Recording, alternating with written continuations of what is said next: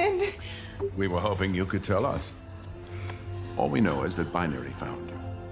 My theory? You somehow crossed through a tear in space-time.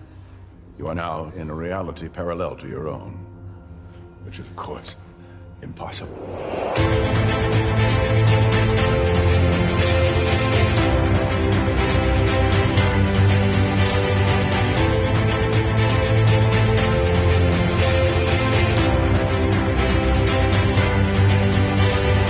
Hello and welcome back to A Stark Contrast, where we discuss the differences and similarities from Marvel Comics to their MCU counterparts. And we are your hosts, Geoffrey And Dai. Hello, and welcome back, everybody. Welcome back. Happy X-Men 97 week. Woo! One of my favorite weeks in a long time. Oh my gosh. Yes. So great. Yes. So much stuff. Yes. So much great stuff. So much great response. Like, I didn't even want to talk about it too much because we're doing a mini Marvel next. Yeah. And, like, we're clearly going to talk about it a lot there. And we're going to have at least... It's probably going to be a mini X-Men. Yeah. And we're going to have Marvel. at least 4 episodes under our belt by that time. By then. Maybe 4 or 5. Yeah. Yeah. But so excited, so stoked. Had me a celebration. We were supposed to record last night, but I was like, Jeff, there's an X-Men 97 like event. Can I go? I was like, so, I mean, it wasn't even that. It was kind of just like at that bar, canteen. Yeah. I was like, that's random, but all right. Yeah. Sure. Yeah. So my homie here was so polite to let me go live my nerd life. Yeah. And but yeah, it was super great to like watch it among fans, fellow like, nerds, super duper nerds. Oh, yeah, and everybody. It was very similar to the fan event reactions, like because there were people there that had not watched it yet.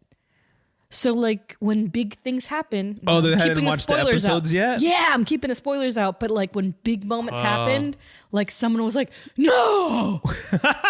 Oh, like you could hear I was like, "Oh, yeah." So it felt new. Wow. Again. So they saved their viewing experience until that event. Yeah. Wow. And then of course Ms. Lenore Zan was in attendance. Rogue herself. Had some great FaceTime with her. She's absolutely amazing. Woo! As always. But yeah, so love it. First reaction, just love it. Dude, Love that was it. Yeah. I was like, this is a really well written show. Yeah. The Marvel Animation Studio looks like they're starting off on a very strong foot. Yeah. Is What If not on the animation slate? It didn't say, well, at least in their intro, it doesn't say Marvel Animation. It says Studios? It just says Marvel Studios, yeah. Okay. But well, then maybe that'll change. Who knows? maybe, yeah. But yeah, we'll be very excited to talk more about the show in our next episode, especially because, once again, Jeff didn't grow up in the 90s quite like some of us did. Yeah, I was born in the 90s. Yeah, you were quite literally born in the 90s. So to see it and experience it and hear it from your perspective, I think will be really enjoyable for not only me, but I think everybody else. But as far as our top news goes, let's get right into it because this is a pretty long list, all things considered. Jeff and I are finally going to go to a convention together. Oh, yeah. So next week is WonderCon here in Anaheim, California. So Is it next week already? It's next week already, buddy. It's already April. Oh my God, it is because I put an out of office for work on that Friday. Yeah. And I was like, what? And I was like, oh my God, it is next week. It's next week, yeah. So, unfortunately, like we're only going Friday. So if by some chance you spot us and you listen to the show, say hi. Say hi. I'll try to remember to bring some stickers or something to hand out. But yeah, we're going Friday.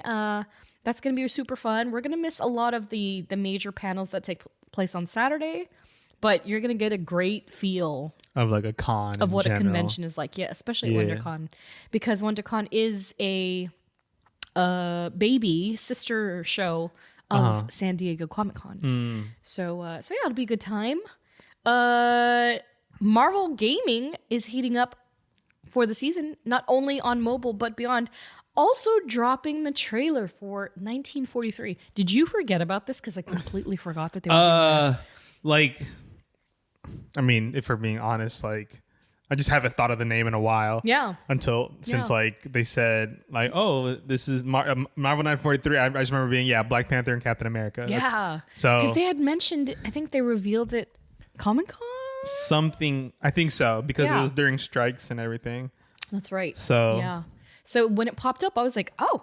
Yeah, and it was a full-on trailer too. Yeah, it looks fantastic. Very excited for that. The one thing that caught my ear was he's like, now we have what was it? We have you and Captain America running around, two super soldiers running around, and then someone said like nah, make that 3, and that's like, who's the third one? Bucky. Yeah, like who's the third one? Well, I've been asked a question already by one of our listeners, Andrew Frank, and he was also like, so what do you think? You think we're gonna get a little Winter Soldier? And I was like, there are 2 scenarios that I see that could happen.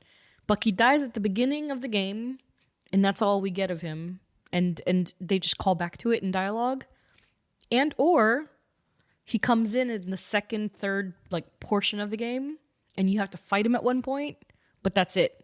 Like he's not gonna like. Maybe won't be the big baddie because it's going to be Red Skull. It's going to be like Hydra proper. Yeah.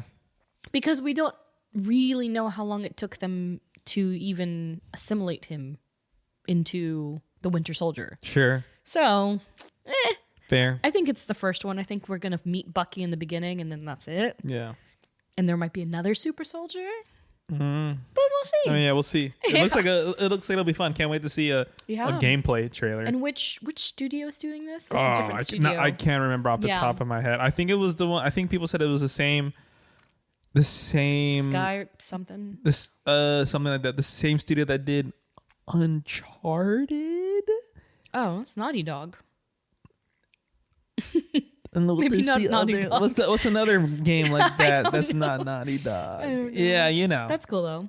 Yeah. I'm tweaking. Tweaking. In other news, if you missed the memo, Spider Mondays are here and you can catch each and every Spider-Man film in theaters every Monday beginning April 15th at spideymovies.com. I was only gonna get tickets for Spider-Man 1, 2, and Amazing Spider-Man 1 and 2. Mm-hmm. And then Jeff comes over here and he's like, why don't you just do them all? And I was like, no. And then I visited the site and I bought them all. Yeah, as if this is my fault. It's totally your fault. So I have 8 Spider-Man movie tickets waiting for me. But again, the upside is, and I said this on Twitter, the tickets are only $5. So there's no crate. Might as well. It's like $7 a pop with the fees. And so I was like, oh, that's basically the price of 2 adult tickets for any regular movie. Mm-hmm. Why not? Yeah. So that's what I'll be doing every Monday. Hopefully, I don't know. I might flake on a few, but we'll see. Before we move on, it was Skydance. Skydance. Ooh, I was right there. Yeah, Skydance. Yeah. So cool. What other games have they done? It's a great question. In related Spider-Man news, I don't know if you saw this. This news dropped today. The Spider Within, an all-new Spider-Verse short, debuts on YouTube. Yeah, next week. So March 27th. Variety states that Sony Pictures Animation and ImageWorks have partnered with the Kevin Love Fund to digitally release an animated short, and it'll be incorporated into a mental health-focused lesson plan related to the Spider-Verse. So I guess I didn't look at the details just yet, but I believe it's Miles, but I don't know. Maybe it's actually another spider entirely. Mm-hmm. But yeah, we'll see. So that debuts, again, March 27th. That'll be interesting. I'm curious how long it is, what the treatment will be, and if it really does just kind of nestle into the larger Sony Animation look and feel. Yeah. But yeah, that's super exciting.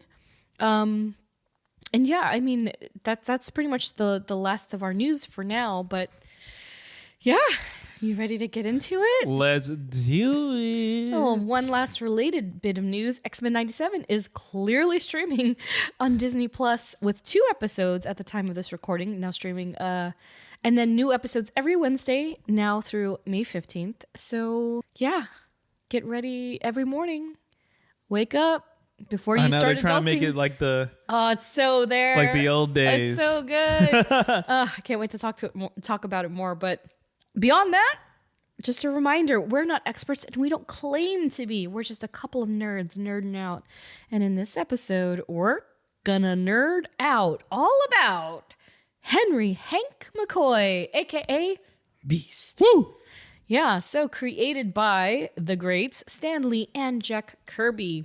Hank's first appearance is, of course, X-Men #1, September 1963, more commonly referred to as Uncanny X-Men.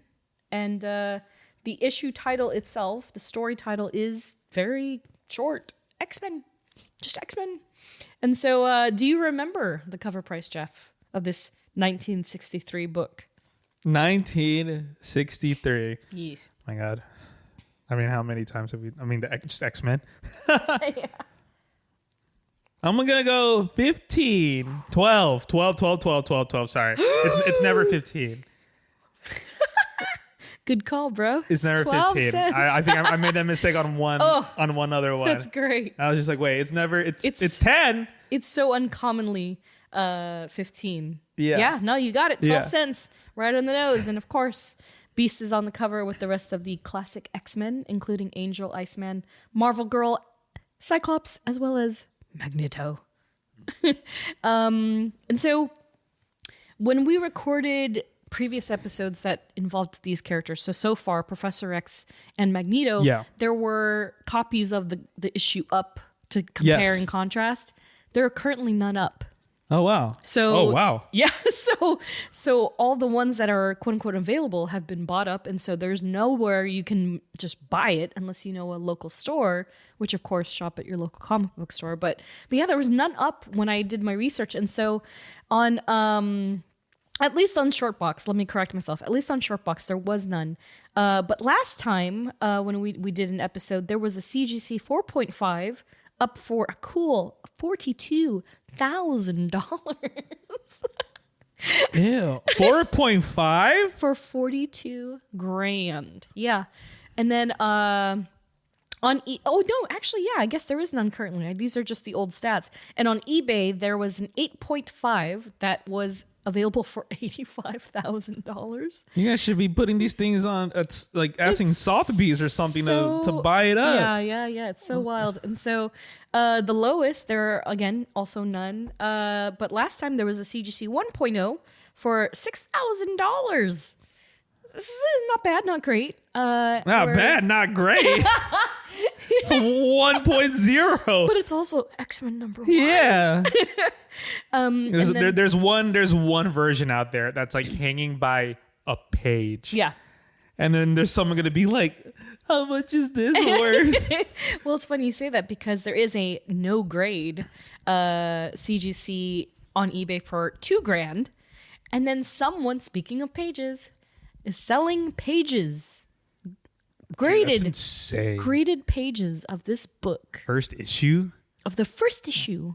Of X-Men? Of X-Men. I mean, I get it. For $250. I mean, it's going to be worth more once in 2 years. Sure. Obviously. Like once the X-Men MCU versions come out. Oh, yeah. Then, yeah. For sure. Or maybe after Deadpool and Wolverine, maybe that... Yeah, I know, honestly. Especially even now. Like, I feel like even now you can just see it surging, like, slowly in little increments. Yeah, a lot of people are saying like, oh yeah, Feige's gonna do the X-Men right. This is how I know they're gonna do the X-Men right because of how the 97 is looking. Exactly. I agree. And so you could get a raw copy for about $2,000 just off the bat, but you'll almost never find it raw. Sure. Almost never. And so I did see that a 4.0 sold. That was the most recent sell of this book. A 4.0 sold for $10,000 in February of this year. And so that's twice as much. Twice as much? No.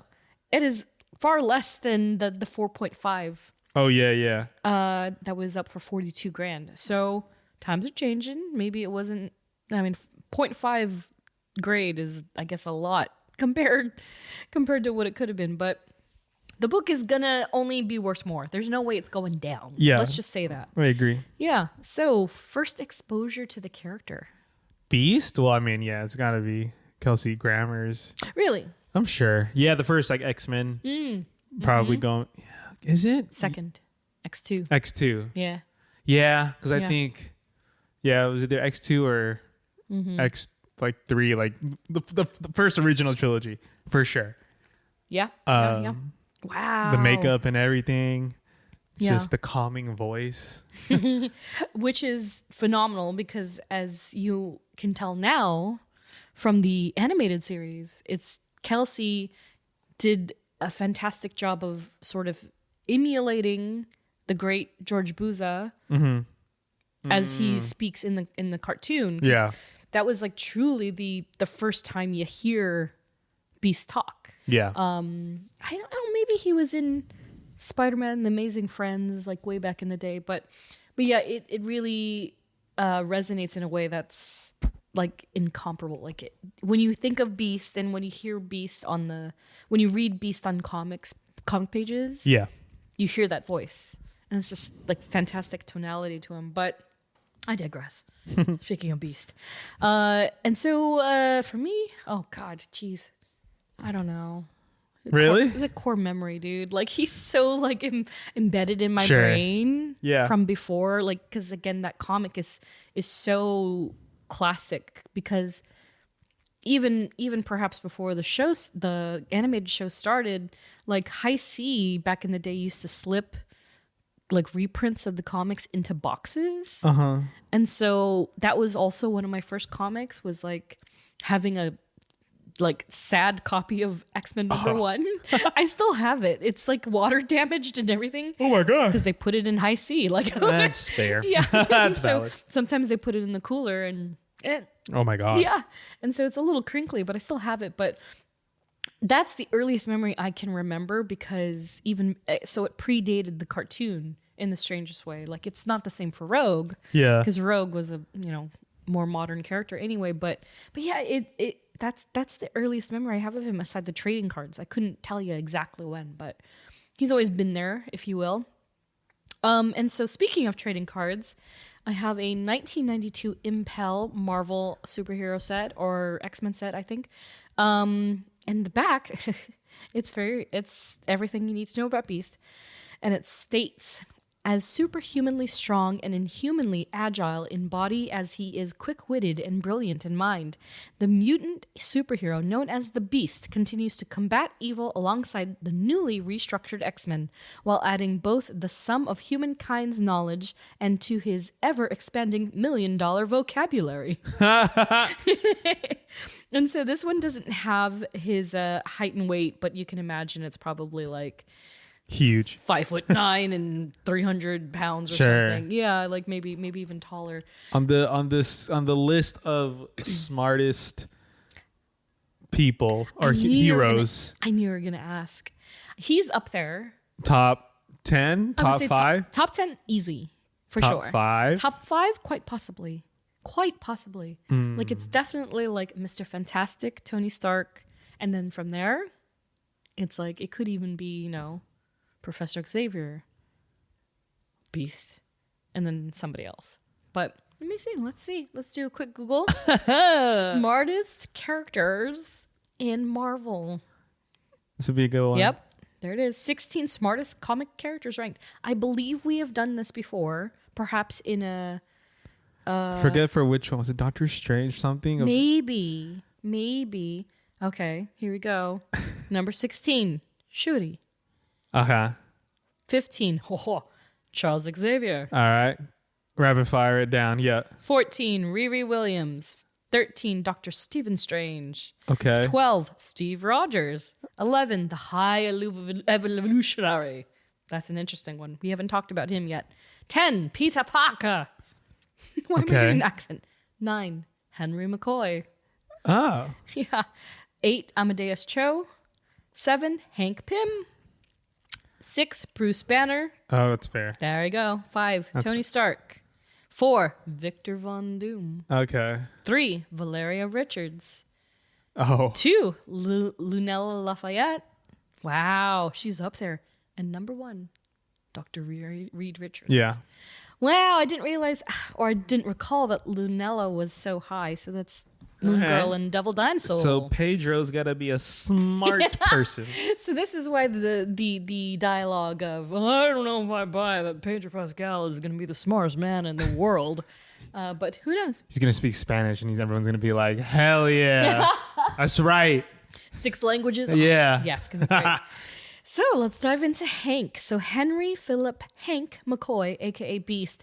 So as you might recall in Professor X and Magneto, like we talked about the issue at length for both of these characters in the respective episodes we did about them. But when we first meet Hank in X-Men #1, he's one of the original students living at Xavier's mansion along with Scott Summers, Warren Worthington III, Bobby Drake, and then of course they're joined by Jean Grey, aka Marvel Girl. And so the one intriguing thing about all that is, you know, beyond what they serve you in the few panels flat about Hank's abilities, like he sweeps in and he's upside down and he's doing acrobats.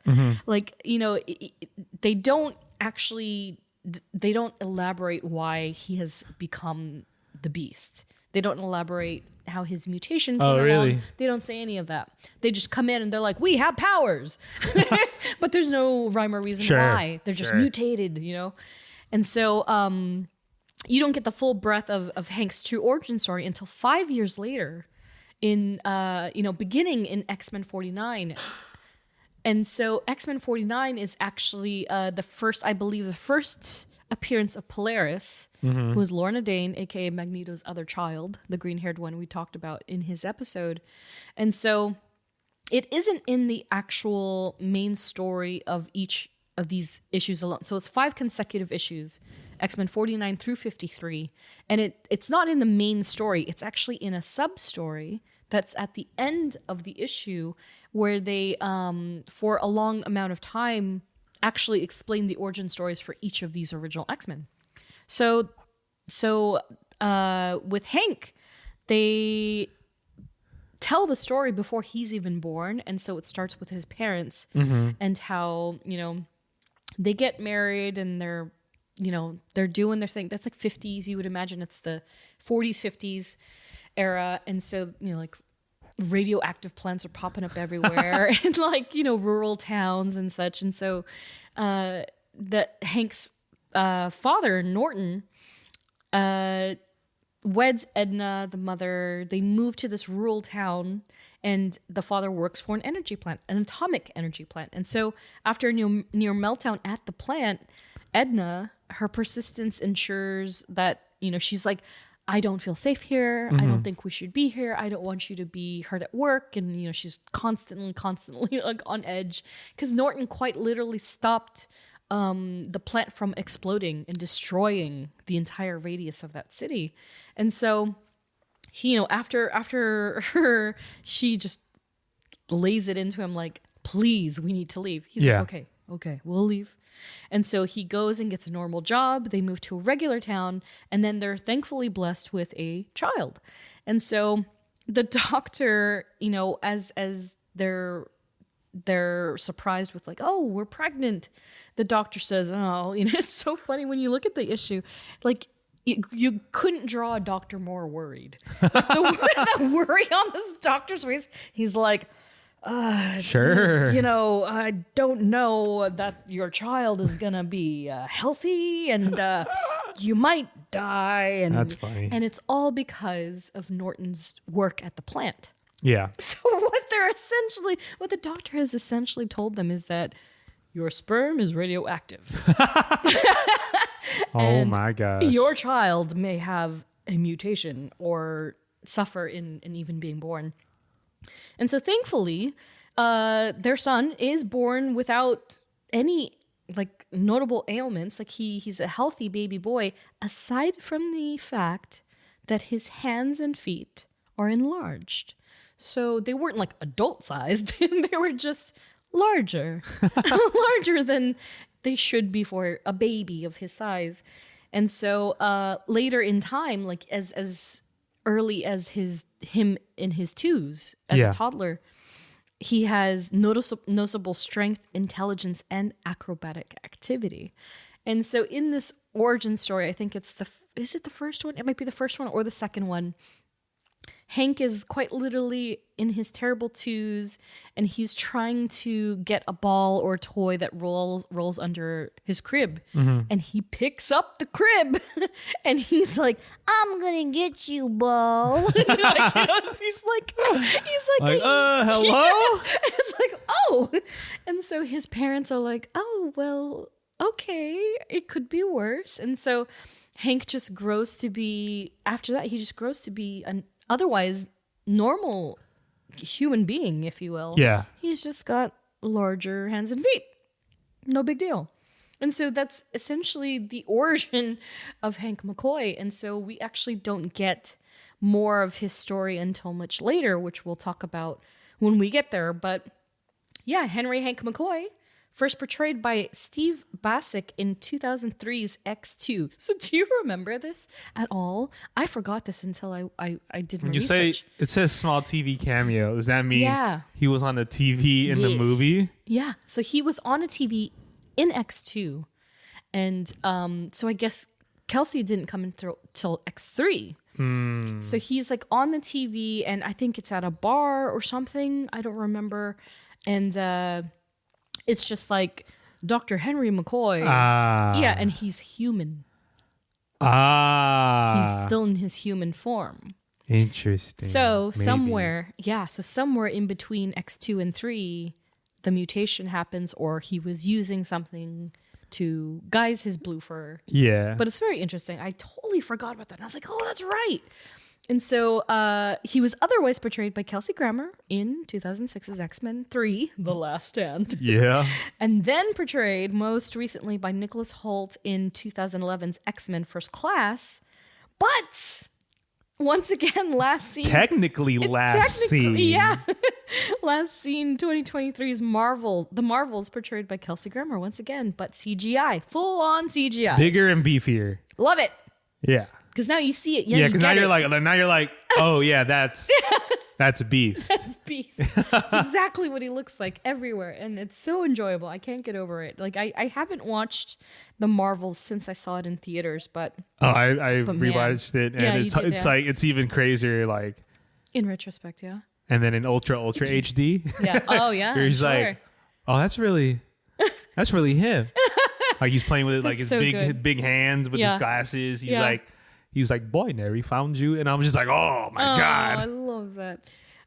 Yeah. So that's absolutely fantastic. Oh, very quickly, here is the screenshots from the comic. Oh, lifting the. So that's him, like just in the air, and like and he's like He's "I'm just gonna get you, lifting ball." everything. Yeah, and he's just a big little boy, and yeah, he had formidable strength all around all the time. But yeah, so in live action, each live action version of the character has been a bit different than the rest. Yeah. Not only visually but tonally. And so Grammars is a former student of Xavier who is now a member of the U.S. Cabinet as the Secretary of Mutant Affairs. And then Holt is obviously playing the younger version of Kelsey Grammars, who is set in the 70s.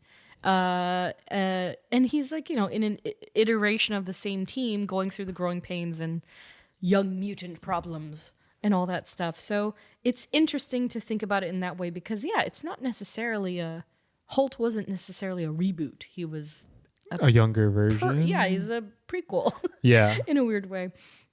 And of course, the latest iteration, as Jeff noted, is Hank aligns with that of his comic book counterpart. He looks exactly like he does in the comics, but we're still not sure what timeline he's part of.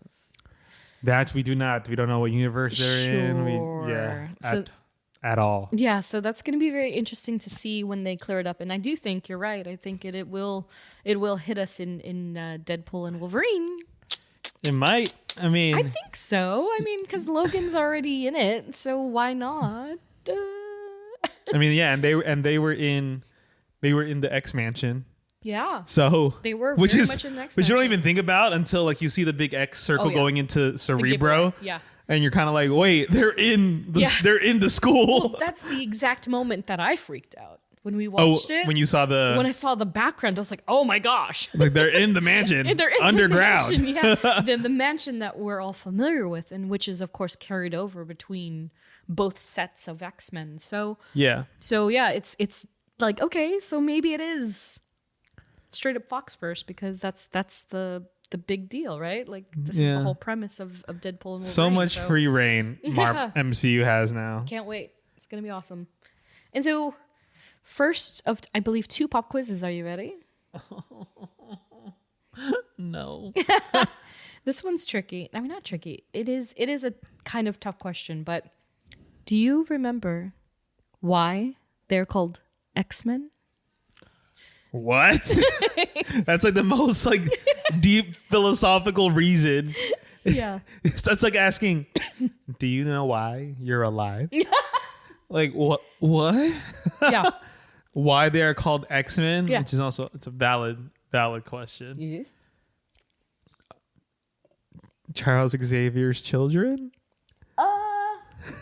That's not a bad assumption, because most people would probably be like, Xavier. Sure. X-Men. Yes. And so this was actually a point of contention for like X-Men Evolution, because in X-Men Evolution, I think it was Storm, somebody very distinctly said Xavier. They didn't say Xavier. They said Xavier. And I was like, it's Xavier because of X-Men.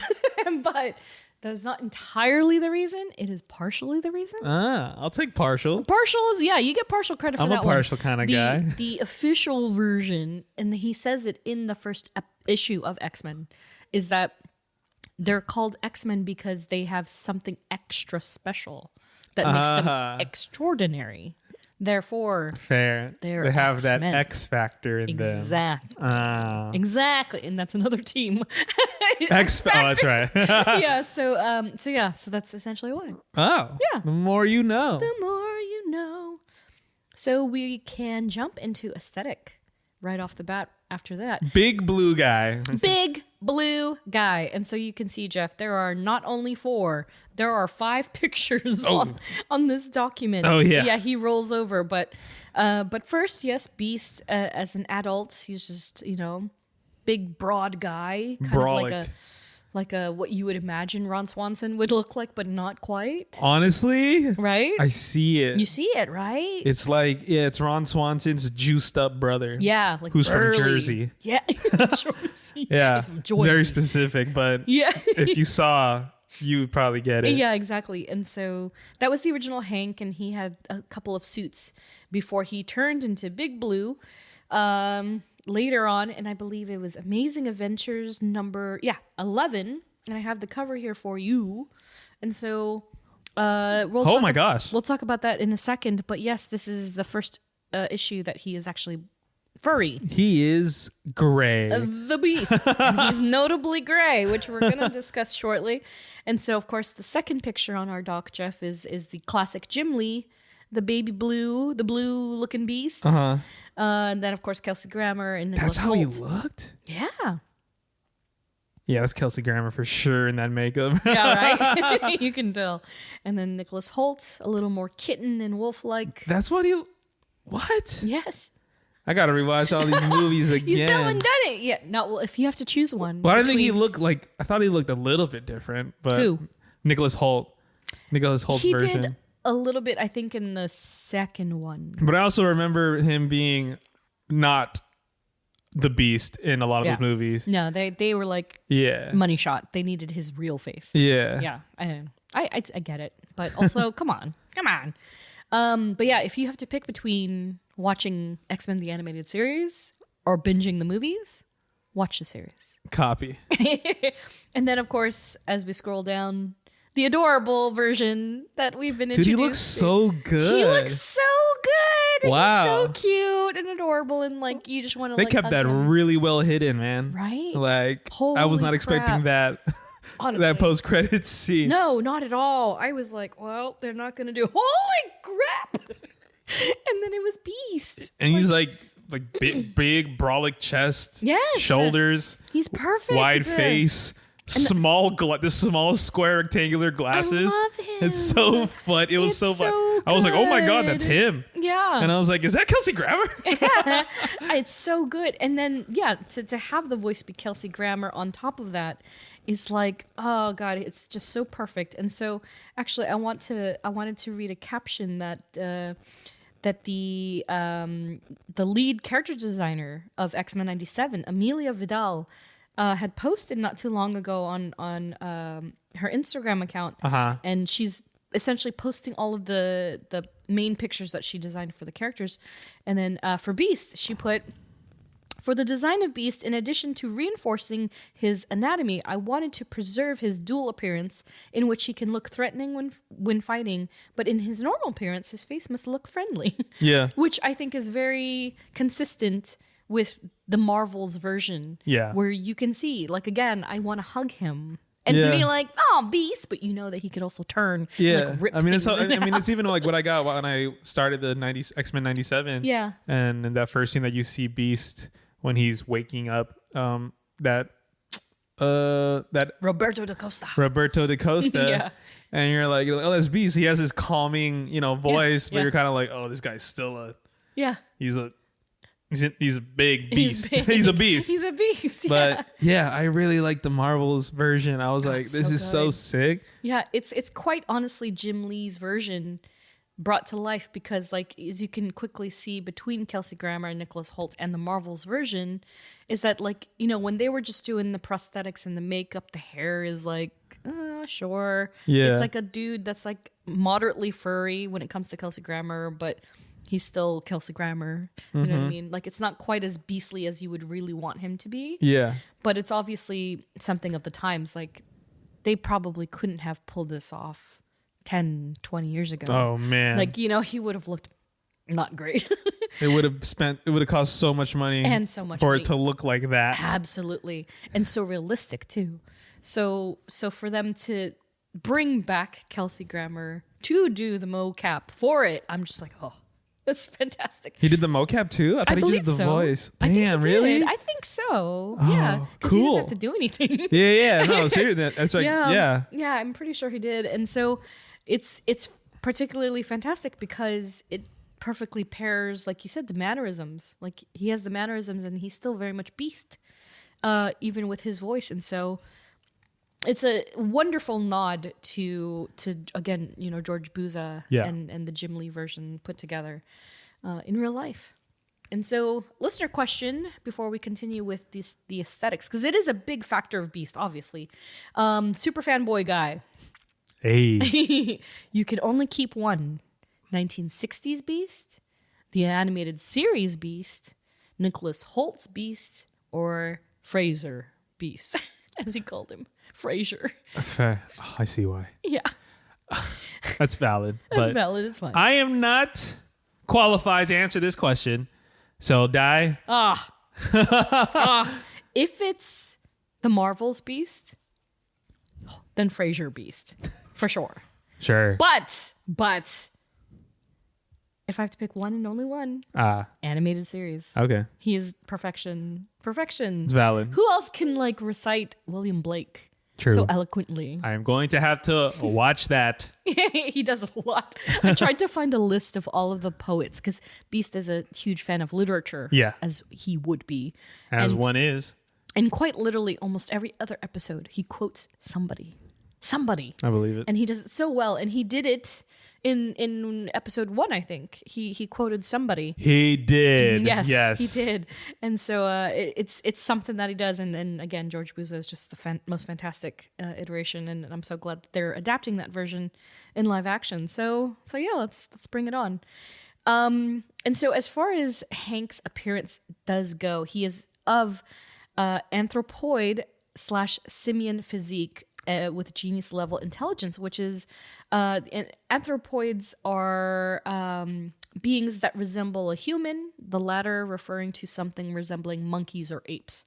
So he's a cross between the two of those factors, which does justify why he looks like he does currently, if you will.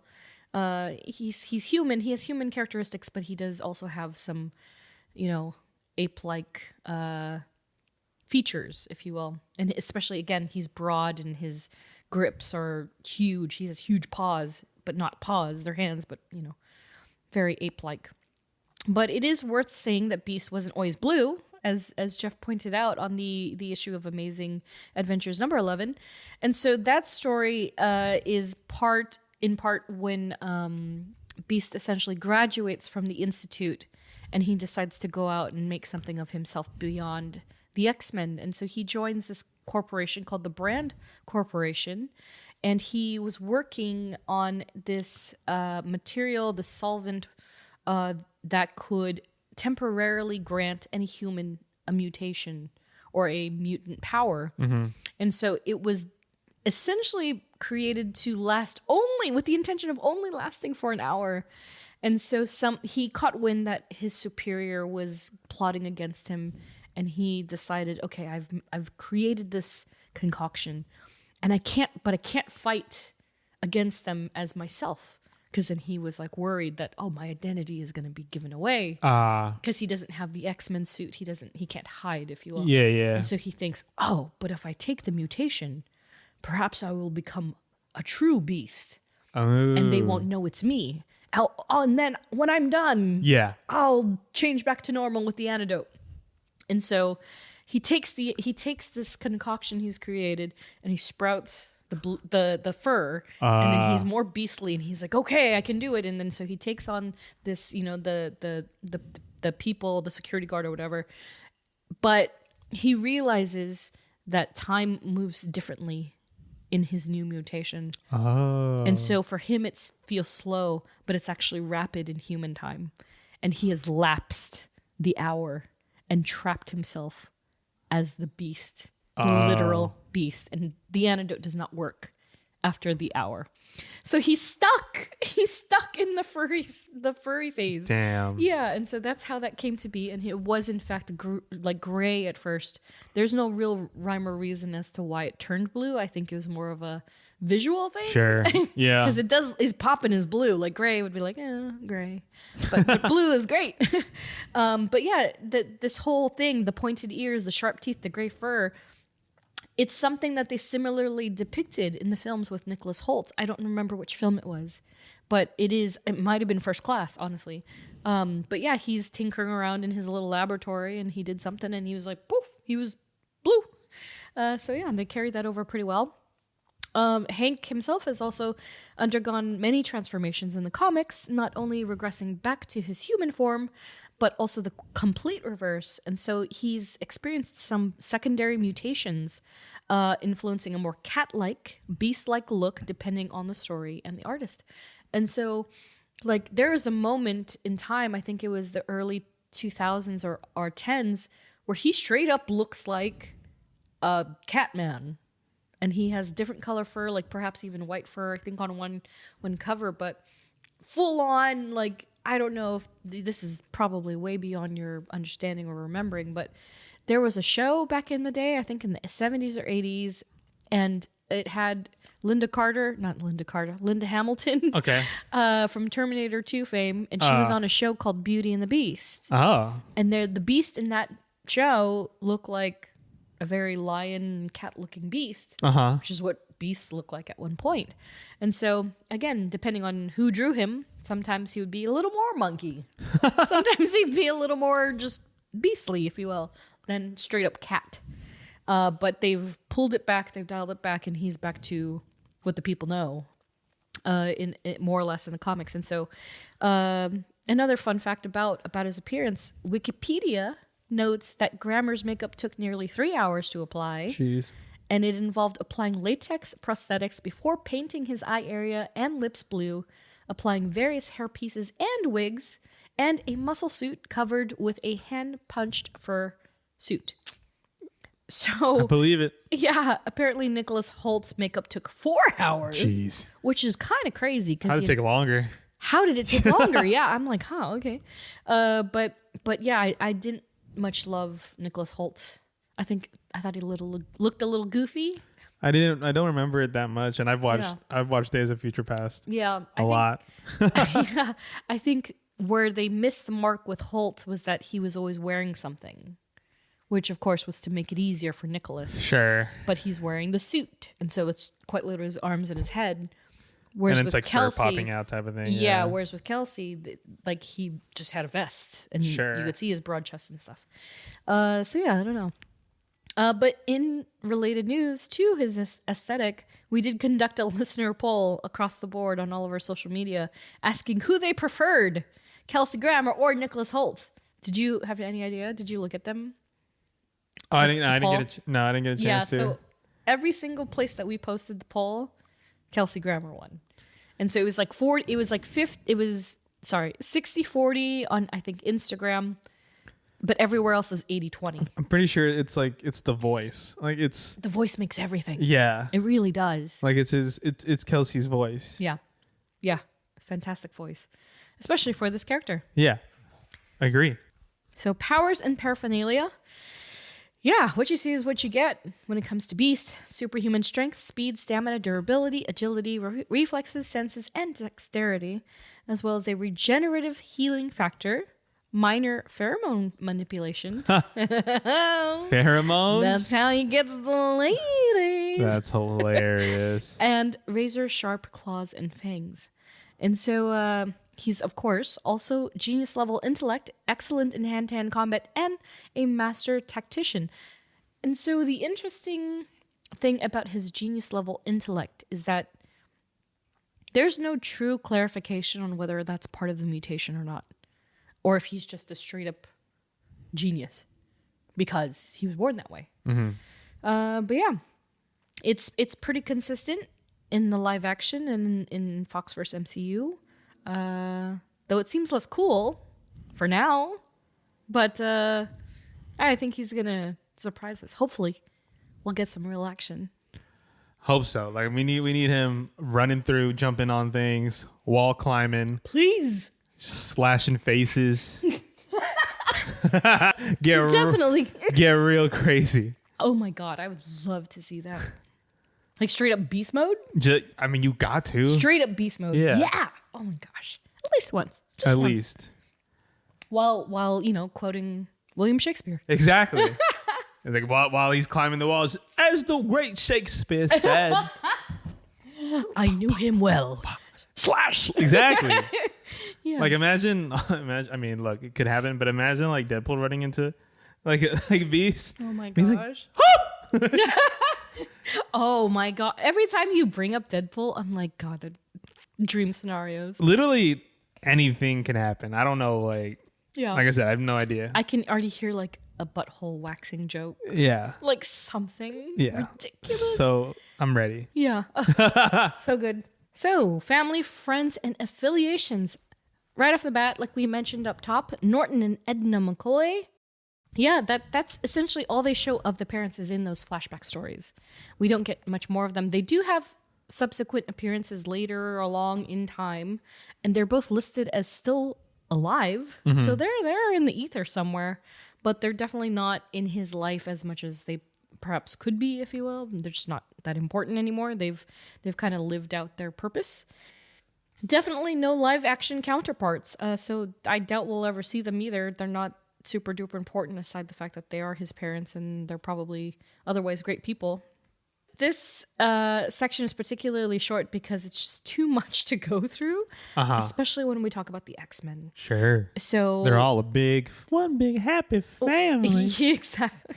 Is that your like mid-rogue? Dude, honestly, tried it, didn't like it. Do it again. No, I can't do it now. Have Lenore critique it. Me, a Southern Belle impression? Come on. I can't even. Please. Please. No, I can't even do it. I can't even I can't even find the inflections to like get it through my mouth. To be like, What if we do Sandy Cheeks? I'll be there faster than see, I can't even do that. I'm just not good at Southern accents. Not at all, really. I don't no, not One big happy family. see that's like way more that's graceful. If I do it, it might just come off like, you're like redneck? like no, just like you're racist. Oh no, that's probably like I'm trying to like make fun of them, but I'm not. Yeah, no, for sure. It's just like No, I get you. I can't. Yeah, no, for sure. Well, yeah, I can't do it. I was about to try it. I was like, no, I'm not gonna do it. So from the tangent of inflections. Yes. So yeah, big giant family. Do you have any? I mean, gosh, have you even seen enough material to formulate like some of your favorite moments between Beast and the X-Men? Oh no, because I feel even in the films they isolated him quite a bit. Like, quite honestly, the Marvels is like such a fantastic version and example that I would almost say that. I think the thing that came to mind, like right as you said that, was a moment. It was when in Days of Future Past, when Wolverine goes to the school when he first goes back in the 70s, and it's Nicholas Hoult, and then he's like, where's the professor? And then they're not a school anymore, so so Nicholas Hoult is like, I don't know what you're talking about, and Wolverine's like, look, bub. And then so that's like what I can think of, and then he throws Hank, and then he jumps, and then Hank jumps at Wolverine, and then Who are you? I'm Hank McCOY. I look after the house now. You're Beast? So where's the professor? There's no professor here. You're pretty strong for a scrawny kid. Come on. Sure there's not a little beast in there? Professor! They always had like a little undercut of like a lion roar. And then he's like, and then he never, like, especially in Days of Future Past, he never wants to get out of his human body. Sure. And he's like, and he's like, and then Wolverine's always like, yeah, that's true. There's a lot from the animated series for sure. Just because he has such great relationships with them in the series, and they do allude to the whole Fab Five thing. So he is particularly closer with Cyclops and Iceman and Jean and whatever. Iceman's not in it as much, nor is Angel, but yeah, with Jean and Cyclops, and also of course Aurora. Like, he and Aurora get along really well because, despite her being Storm and him being Beast with like very active names, they're two of the most calm characters that there possibly could be. So they work very well together. But yeah, I love his relationships in the animated series, both the new and old, as well as Evolution for that matter. Anywhere that he's in the capacity of his comrades, if you will, his colleagues, he's always great. He's always a great like mediator and peacekeeper and voice of reason for the most part. And I think they carried it over well in the films. He's definitely more, because we saw so much of Nicholas Hoult compared to Kelsey Grammer. We have to remember it's a younger version. So it's kind of like, I would almost liken him to the Beast without the hair. Sure. So a bit more tame, a bit more wild. Yeah, and maybe like not able to control his powers that well. Spontaneous. Yeah. A bit more raucous, if you will. Like, he doesn't know if he'll go back to his human form if he goes full into his beast form. Right. Yeah. Right, exactly. So yeah, I do enjoy the animated version more, just simply because he is in it more. But yeah, hopefully we will see a lot more of the on-screen version with Kelsey Grammer and CGI. So are you ready for your second pop quiz? Sure. So this one's a multiple choice. Oh. It is comic book based, but Okay. multiple choice. So, of the following teams, which was Beast not a member of? Of course. In the comics.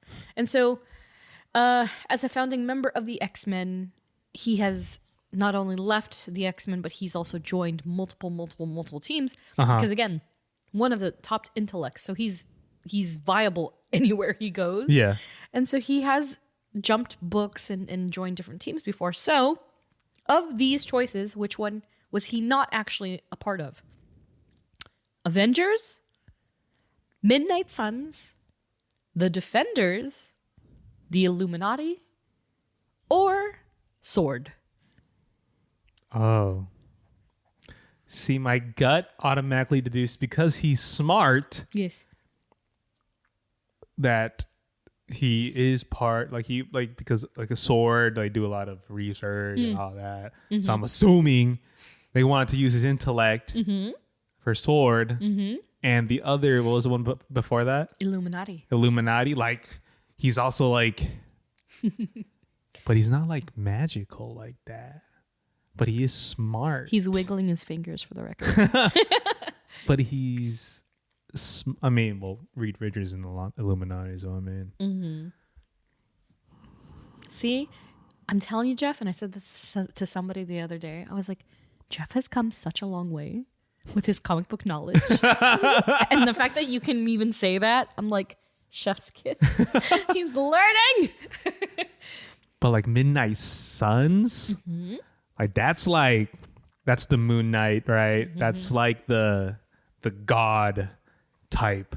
God tier. God like, type powers. Yeah. Like you have to be part of like a ritual or something. I don't know. They're like, I would even call them like the gothy ones, the goth kids. Yeah. Emo goth kids who hate their parents.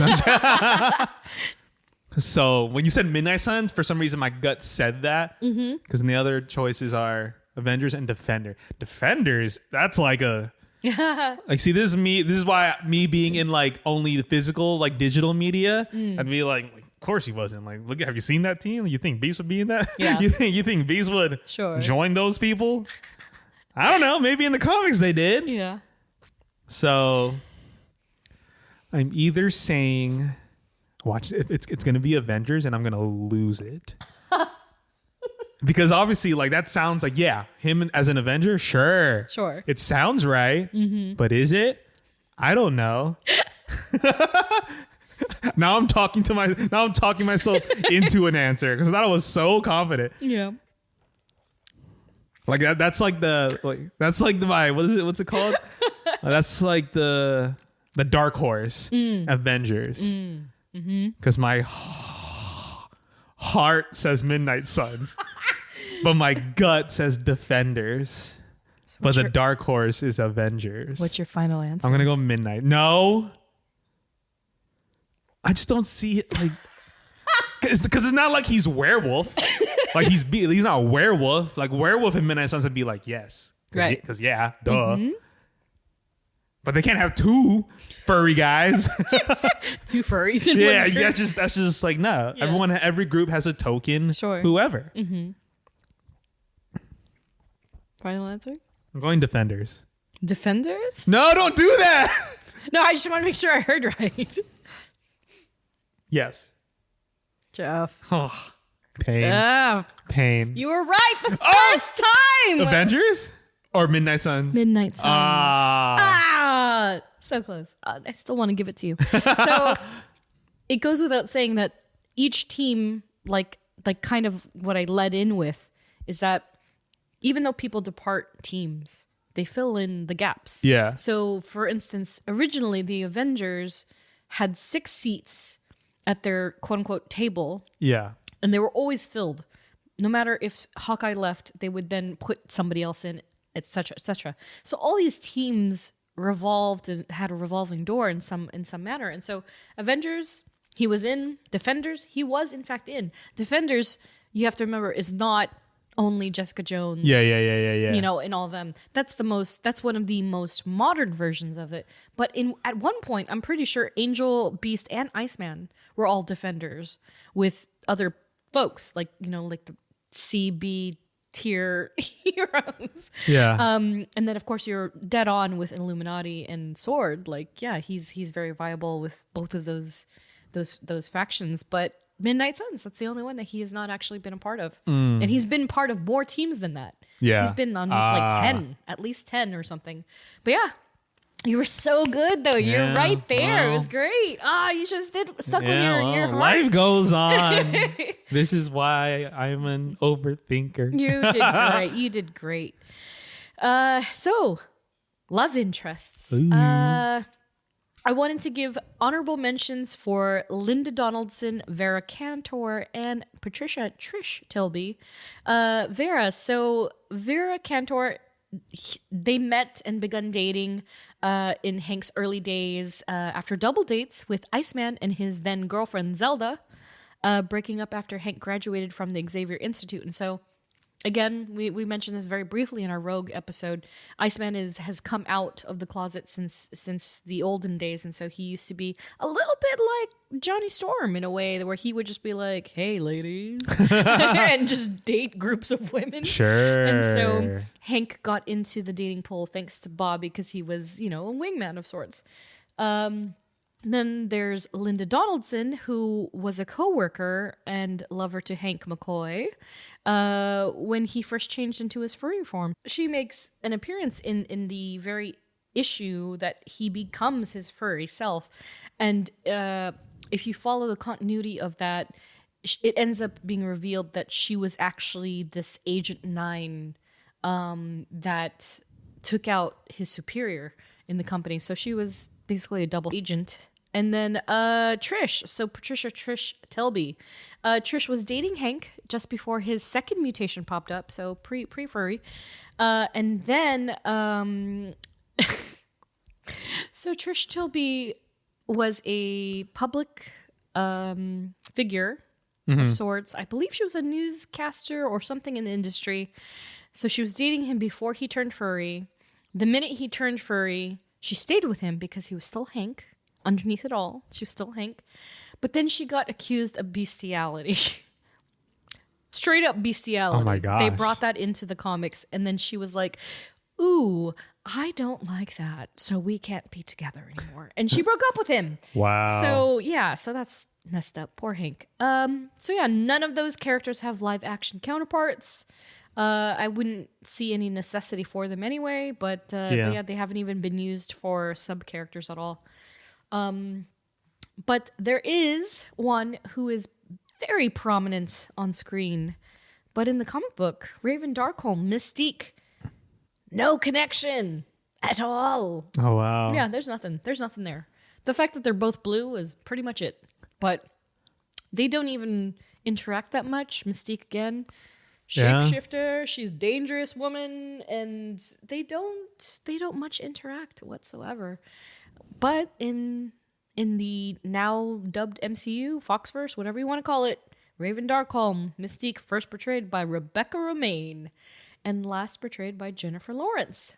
So he definitely had no romantic link when it was Rebecca behind the helm, but full-fledged romance with Jennifer Lawrence's Mystique, which is so crazy to me to this day.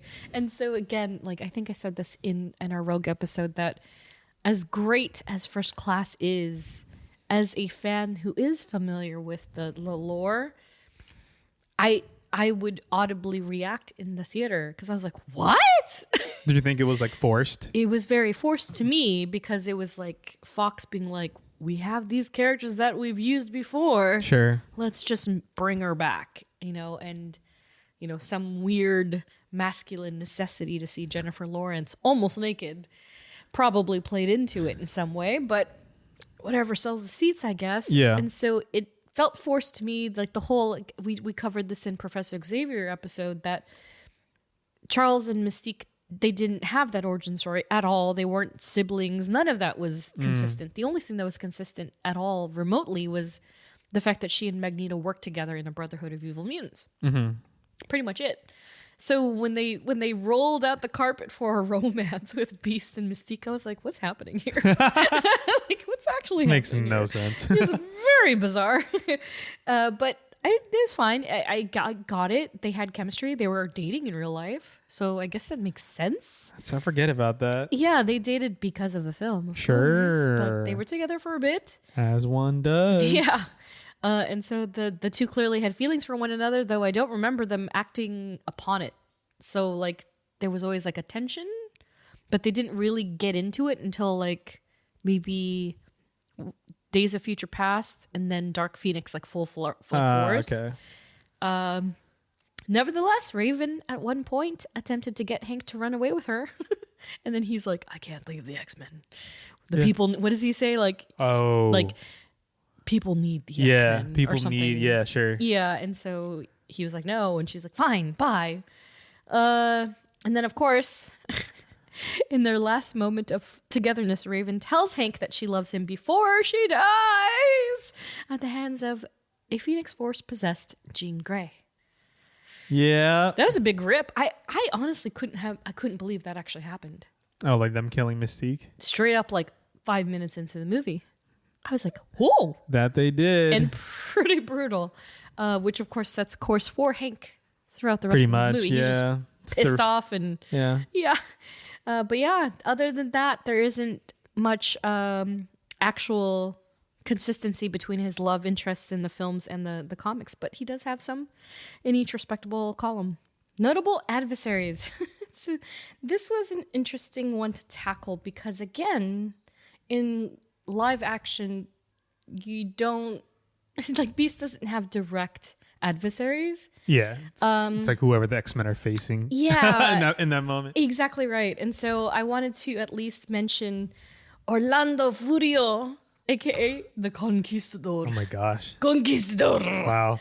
Yeah. So this is Hank's earliest adversary, and it predates his time with the X-Men. So this is what I was referring to near the top of the show, where it was the telling of his origin. And so further along the story, after you get past the portions of Hank being a baby and acclimating to his mutation, so to speak, they do take you straight into Hank as a teenager.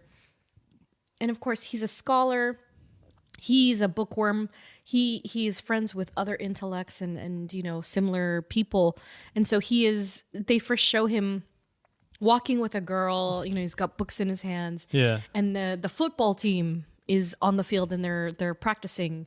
And the coach is really laying into the kids and like, you guys have to train better and blah, blah, blah.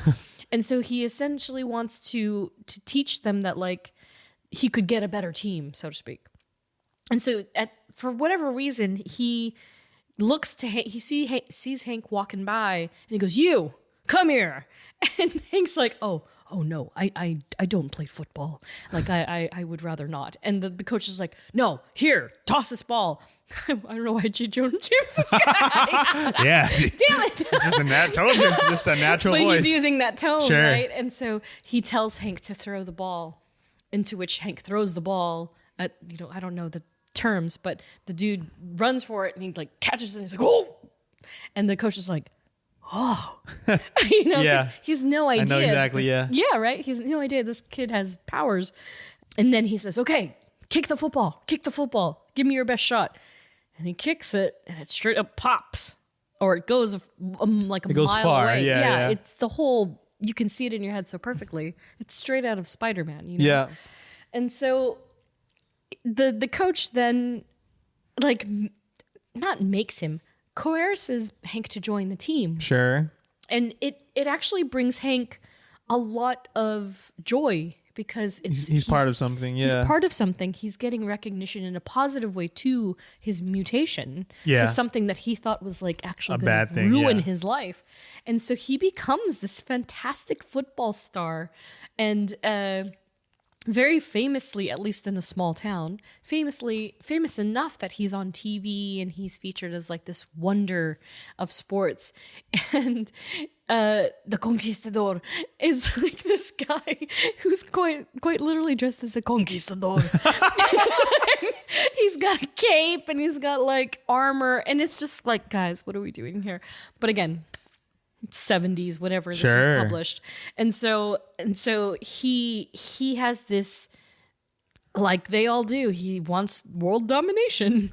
Of and course. he has to get his hands on this very specific piece of technology, but it's almost impossible. It's a very Indiana Jones situation where it's surrounded by lasers and you can only come in through one entry. It's every trope you can imagine. Yeah. And so he sees this Hank McCoy and his ability and how open he is about being able to do these acrobatics. And he's so efficient with it. And so he has this harebrained idea. He's like, I'm going to concoct this plan to get this juvenile. Sure. And use him to get the technology I need for my quest for world domination as the conquistador. And so thanks to this on the other side of the state or whatever, thanks to this new machine built by Professor X called Cerebro, the X-Men sweep in to save the day. They're able to detect, oh, there's a mutant in this area. Let's go get him, as they do. And then by the end of the battle, Hank becomes one of the team. He joins the team. So they take on Conquistador, and he has, like you read the issue, and again, like Hank does do it because Conquistador takes his parents hostage. Okay. And so he threatens him, like, if you don't do this, I'll kill your parents. So Hank does it. The X-Men come, save the day, and then he's so grateful that he's like, I'm going to join your team.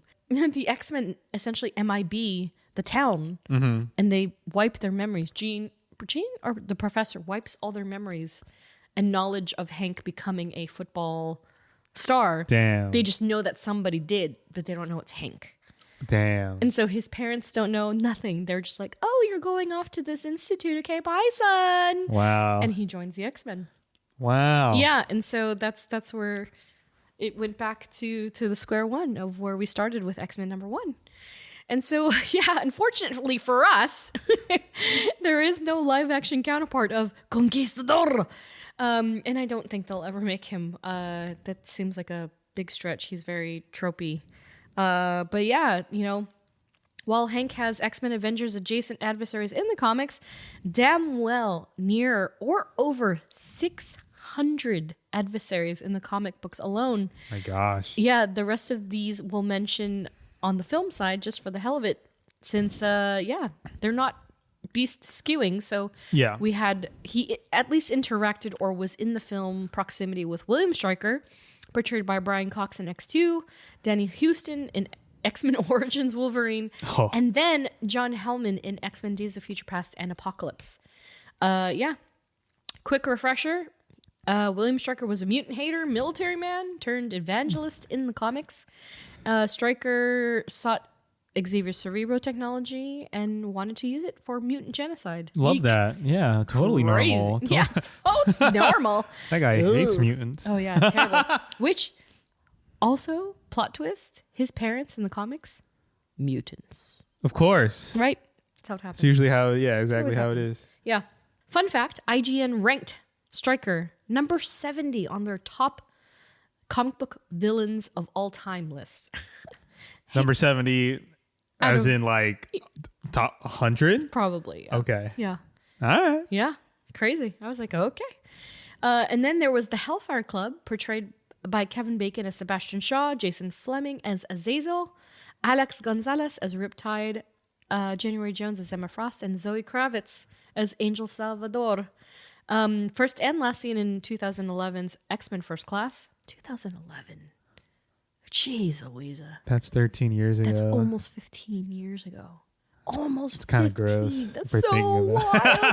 Wow. Yeah, so they were the Hellfire Club, both in the comics and as well as on screen, a global social club for wealthy elites.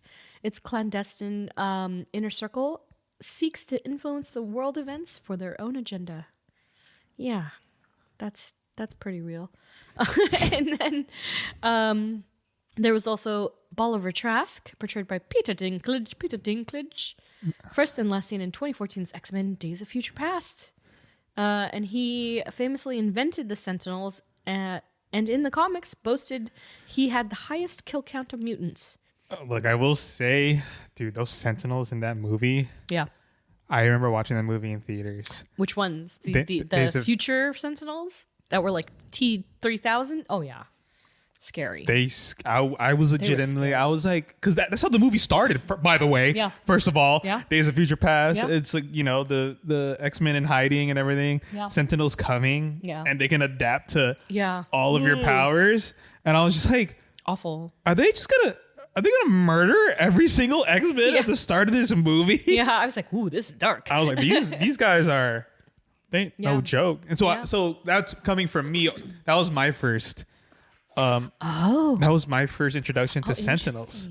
Interesting. That's why. So then when I saw the first episode of X-97, X-Men 97, the very first of the original. Oh yes, that's the only episode I've watched. Night of the Sentinels. Part 1. Yeah. So I was just like, Oh, and then it's like, oh, it's a Sentinel Pro, and I was like, oh, yeah, it's all coming together. And the Bolivar Trask thing, I was like, yeah, all my homies hate Bolivar Trask. Exactly. Yeah. And then of course in X-97, speaking of the first and second, the second episode more so, Master Mold and all of that stuff. Yeah. That's all. It's all the same part of the program. Sentinel program. And so he just keeps, obviously, like as technology does, it kept advancing. And of course, in the future and Days of Future Past, they were able to concoct this crazy, like, it got everybody's DNA, every possible version of a it's mutation. like an insane, super scary. Yeah. Super scary. Yeah. They were scary. And they were like, God, I don't quite remember, but they had that head that didn't really have a head, and it like dude, that was things. scary. Yeah. I was like, oh my god, and so many people got stabbed. I was like, I'm legitimately like scared of these. It's guys. uncomfortably scary. Yeah. It was great depiction though. But yeah, so Bolivar was very proud of the fact that I was almost gonna make this a pop quiz question for you, but his mutant kill count is 16,521,618. Very specifically in the comics. That's a lot. That's a lot of people that he has killed just for being mutants, for the record. That's crazy. Yeah. And so, as we just said, the Days of Future Past version, my goodness, bleak. Yeah, I hated that guy. I hated Peter Dinklage in Days of He Future was Past. so good. I remember there, of course, being the fanboys, why is Peter Dinklage, portraying him? But who was it? I think it might have been Bryan Singer. Somebody that was directing or producing made a fantastic point in that Peter Dinklage, no matter what this man's stature is physically, his presence is big. Yeah. Huge, like formidable presence, especially in his voice, which again, he is a Shakespearean stage actor. Like he is fantastic. He has presence. Tremendously talented, yeah. And so what he brought to the table as Bolivar Trask in Days of Future Past is so phenomenal. Yeah, you in its hated own the guy. right. Yeah, you really hated him. Yeah, you wanted him to like cease to exist. Yeah. And he did a fantastic job of that character that is truly so hateable. So yeah, cheers to Peter Dinklage, just not the character so much. And then the most honorable of mentions for, last but not least, Jean Grey Phoenix. At least the version portrayed by Sophie Turner in 2019's Dark Phoenix. And I put nothing more than she killed his girlfriend. The end. Everybody was beefing with Jean Grey, man. Oh, yeah, I just feel like everybody's just like... It's like what you said in the last episode. Yeah. Redheads are crazy. Jean Grey is like- psychotic. Yeah, like at some point, it's Jean Grey versus everybody. That's what I've gotten quite from the literally. last two trilogies. Yeah. That's all I've gotten. She's Omega level. Yeah. Did you get with Omegas, man? Yeah, like I remember seeing X-Men The Last Stand. I've said this before in other episodes. Yeah. I was just like, my memory of X-Men The Last Stand was just being the most chaotic, just the most chaotic movie. Yeah. And it's everybody against Jean Grey because she's just so telepathically like absurd. Exactly right. Yeah. Jean! I love it especially because you can just see the face that goes along with the tone. No, Jean! Jean! No! Yeah.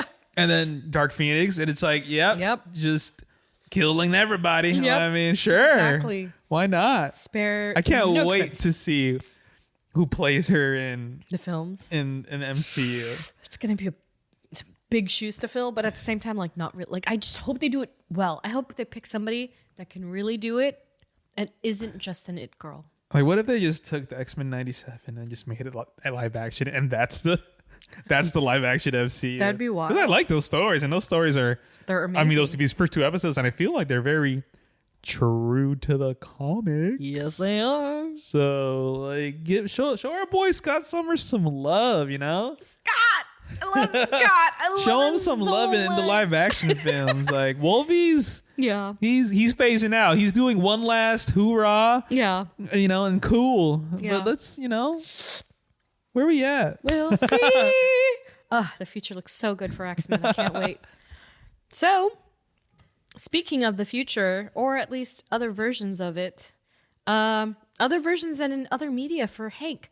So, we could quite literally talk about every single nuance of this subsection that we have, which are usually, I like to stay within the variants, the video games, animation, or others. Yeah. And so I was like, dude, we could literally talk about each one, but I'm going to keep it to variants and animation for very good reasons. So there is first up, there is a variant, Beast of Earth 295, otherwise known as Dark Beast of the infamous Age of Apocalypse. So this beast was particularly notable due to his dark nature, as the name suggests, and in a world without Charles Xavier, it just didn't bode well for Hank McCoy. He got very distraught and disgruntled and just didn't believe in the future that Charles Xavier had instilled in all of his original students. And so Dark Beast is a sadistic genius in the alternate reality. Hank didn't hold back when it came to twisted experiments in genetics involving fellow mutants, and he even dabbled in a little murder. Dabbled? Okay. He was just as like, one does, it's like some salt in a baking dish. He's Just a bench just of murder. dabble a little salt in there.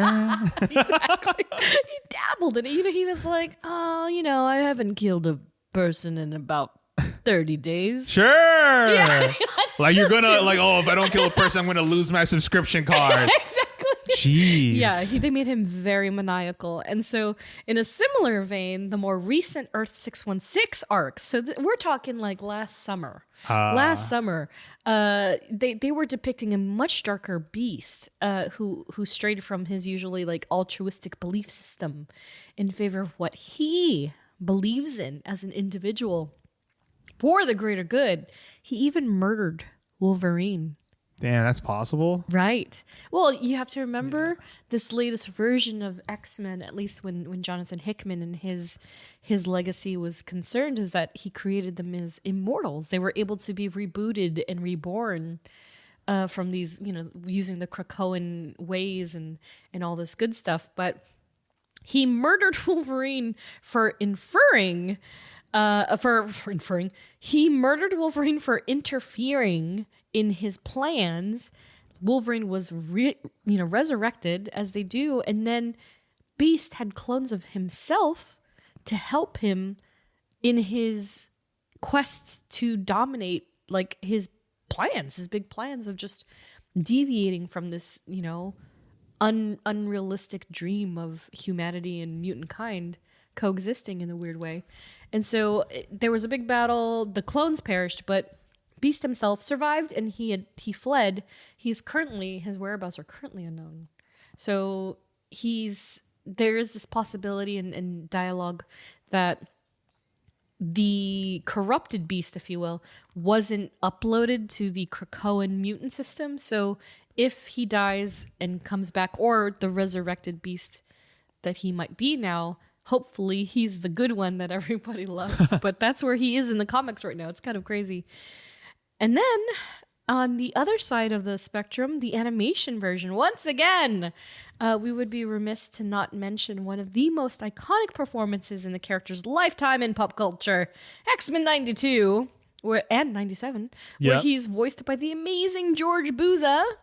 And he himself has also had his fair share of screen time and stories, some original, others derived from the comics. But, fun fact, George has also made an on-screen cameo. Do you remember this? Oh, no. So do you remember in X-Men 1, Rogue flees from the mansion and she's trying to get a hitchhike and she's like, oh, that's him? a bus driver gets her? Yeah. That's George Buza.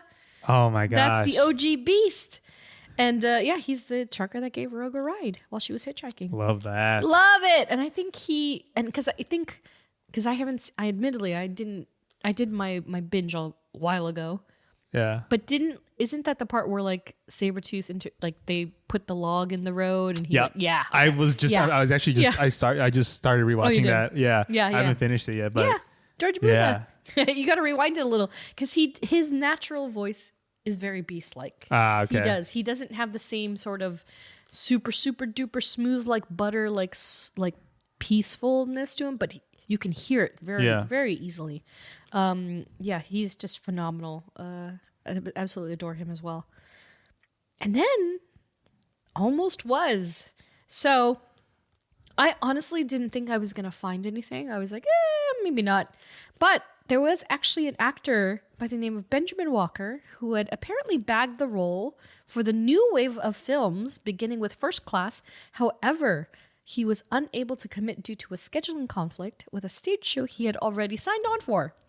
So while Nicholas Hoult got the role after the fact, we did get to see Benjamin emerge in the MCU in some form, and you probably don't know this because you didn't see Jessica Jones Season 3. I did not. But there's this character by the name of Eric Geldin, a mysterious new character, and he became a somewhat love interest for Jessica in the 3rd season. Yeah. I quite liked him. I liked him a lot because you couldn't quite trust him. He was kind of like a gray area character where you're like, is he gonna like deceive her? Like, is he gonna flip on her or what? And he wasn't super duper trustworthy, but they got along swimmingly. And I don't know if you remember this film. He was also in a film that I hate to admit I enjoyed, Abraham Lincoln Vampire Hunter. Oh my God. Yeah, I remember that. That's the guy. Wow. That's the guy. So he was Beast, but he couldn't do it. So Damn. then we got Nicholas Hoult.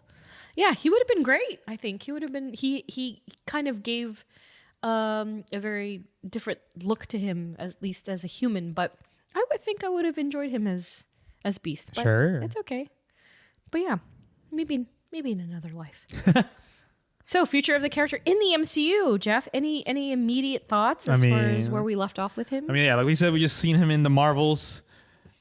I guess the most at now. I don't think he'll ever get his own like solo thing. Nah, never. No.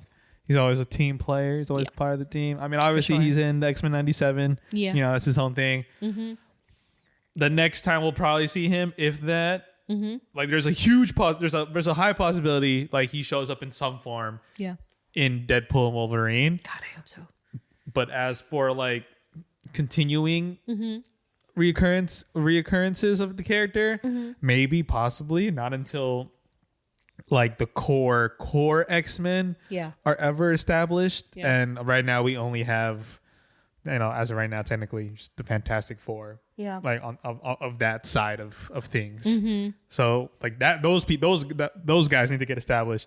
Yeah. And then you can get into the if we want to have if MCU wants to have their own Charles Xavier and all those guys. Yeah. Because it's like yeah, like Stewart, they're still here, but I mean, does the studio really want them to go through that again? Like, and even do the fans do they want to see that again? Exactly. Some do, don't get me wrong, but for sure. You also just have to be like, look, like the next time an X-Men movie might come out, could be 2027. Exactly. If that. Yeah, I was going to say 26 seems early. Yeah. Like, because there's already things planned out for 2026 and 2025. Yep. So maybe right. 2027. Right. Well, it's the same kind of dialogue that I have with people who are like, give Toby Spider-Man 4. I'm like, guys, Toby is almost 50 years old. Yeah. Like, he is not that guy that you remember from Spider-Man 1, 2, 3. Yeah. And I remember very distinctly, I don't know if I said this in the episode, but even in No Way Home, in one of the screenings of the, like 8 that I went to, like when he popped up on screen, like some kid was like, he looks old. I was like, does. Oh, I mean, but he did because he looks his age. But it's also like a realistic point of view. Like, imagine you're still you're Peter Parker and you just grow up and you're like, are you still gonna do Spidey stuff? Exactly. Like, I think you're 35, 40. Like, damn, I'm still like superhuman though. Like, yeah, exactly. Like my back. Yeah, my back. It's my back. It's Peter B. Parker. It's all of that. And so the same would go. It would be for Sir Pat's and Ian McKellen. It's kind of like they're like what 92. They're up there. So Let the man rest. Yeah, like let mean, him leave his legacy the way he did. Exactly. It'd be amazing to get something, but they It's don't just, need but to it's do- also like those. It's hard. yeah, exactly. It's like even like McCOY is like yeah, was good. yeah, exactly. You know. But I would love to see Hank with the Fab Five proper at least once on screen, even if he is of the mentor role and like everybody else is like doing their own thing. But I would like to see them because we've never had them in that proper form. Never. It's always been Cyclops and Jean and then variables. So to get Fab Five like straight up, like, oh, that'd be To me, my X-Men. to me, my X-Men. What if you heard that in live action? It's gonna happen. It's gonna happen now that they don't need the Avengers I'm assemble gonna say, line. is that like a? Telling you, I told you. Yeah, you did. It's the same gravity, so I'm waiting for it. But it's so good. It's gonna be hard to top the '97 version, but That's true. it's gonna be good. Yeah. No, I'm excited. But yeah, I do think he'll take on a mentor role where he could be training somebody else or just the school, like he kind of was with Nicholas Hoult. He stopped being a student so much and more of a mentor. So yeah, I'd like that. But he doesn't have to be everywhere all the time. yeah. Just pop in every now and then. I would like to see him with Mr. Fantastic. He could be with Doctor Strange. I don't care. Yeah. Whatever. Like what if he's consulted by? Yeah. If he's, Yeah, be amazing. Yeah. Amazing. Yeah, hell, he would even fit with like Peter Parker. He could be like a, Professor Hank McCoy. So bring it. So last but not least, suggested reading. So I actually cobbled this together just before we started recording because I wasn't sure. There's so many great stories, but I did narrow it down to those classic stories I mentioned and have mentioned throughout the episode. The X-Men 49 through 53 at the very back end of each issue, detailing Hank's origin stories. The issues collected in the Beauty and the Beast collection. Nice. Like I said, there's a storyline, and there was an episode of 92 by the same title, different stories. But that collection is by team Jim Shooter and Nocenti, Jim McCann, Frank Springer, and Don Perlin, which chronicles the time where Dazzler was outed as a mutant and her career and life were never the same. But Hank steps in, tries to save the day. They actually get together for a bit. It's very interesting. X-Men 92, you've heard this before. I'll keep saying it till I die. There's nothing more to say on that. And then last but not least, Amazing Adventures number 11, where Hank becomes his furriest self yet. Love that. Yes, and gray. And with that, my dear friends, is the end of the show. Thanks for listening. Our next episode. So it's time for another mini Marvel. We'll be discussing a bit of the latest topics, but yes, like I think we're gonna skew real heavy on X-Men 97. Like it's on. It's pretty much mostly that, and if any other trailers release or something, whatever, Which could happen. maybe possibly because it'll be April already by the time we record that. So Yep. yeah. Gonna be a good time. Oh yeah. So join us in a couple weeks from now for that. And finally, a thank you to all of our Patreon supporters and a special We Are Groot salute to Edgar, Andrea, Ashley, Ariel, Andrew, Tyler, Melanie, Joe, Liz, Robin, Ed, Laura, Eve, Jenny, Chris, Nats, Katie, and Sherry. It never gets easier. And if you like what you hear, please follow us on social at STRKCNTRST. And don't forget to review, rate, and subscribe.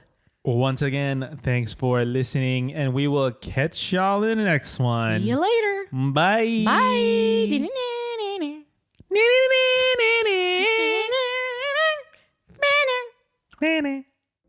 Mutant! Yes, I am. Perhaps you self-appointed social engineers don't realize the crucial role mutation plays in species evolution. Get him! I'm sorry, gentlemen. Your anger at the inexorable alienation of late 20th century life is sadly misdirected.